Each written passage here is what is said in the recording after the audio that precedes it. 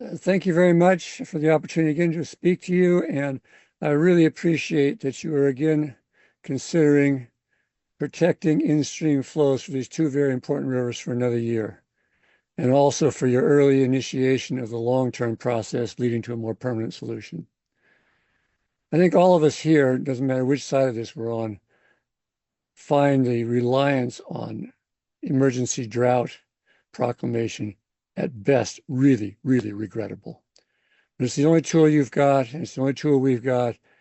And when one looks at in-stream flows in both rivers, it really doesn't matter how much rainfall we get in terms of in-stream flows. Every year is a drought year. And the only times that has changed is under your curtailment orders. And so thank you for them. In looking over the draft resolution, I would like to make two suggestions.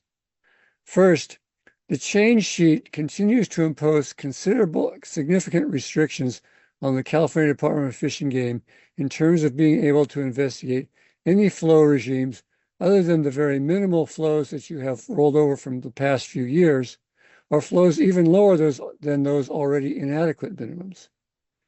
I can understand that there should be reasonable reluctance in simply handing to Fish and Game a blank check to ask for any flow they feel like investigating. But to effectively limit them to only investigating sub-minimum flows doesn't seem desirable, and the likelihood that diverters already struggling under diversion constraints offering to be further constrained simply isn't a realistic expectation. In looking at the past curtailment years, it appears that while you have consistently specified a minimum flow, in fact, your minimum is being treated more as a target flow, with fluctuations frequently falling below it. That's not the definition of minimum. Here's my suggestion. Might it be possible to allocate to the Department of Fish and Game the accumulated volumes of water that was inappropriately diverted and so resulted in flows below your specified minimum to be used as a block of water or blocks of water to investigate the effects of flows higher than those minimums without the necessity of seeking permission from diverters? That change would do two things.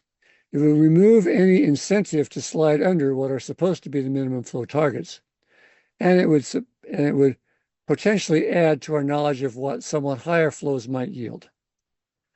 My second suggestion focuses on the details of the LCS process. We have all garnered extensive life experience with the range of human nature. In the case of LCSs, we should expect to find that there are many good and honest people who put an offer on the table and then live by it.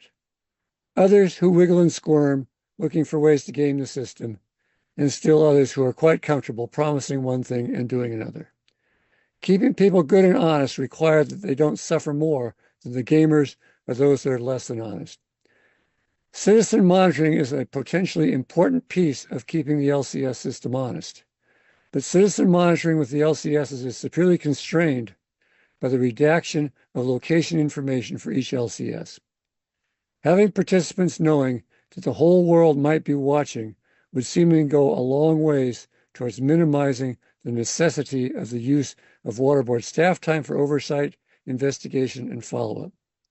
I would like to suggest that the LCS proposals be posted in full, unredacted, as soon as received, in order to have full transparency in the process. And thank you for your ongoing attention to all these topics. I really appreciate your efforts and look forward to working with you in the future. Thank you.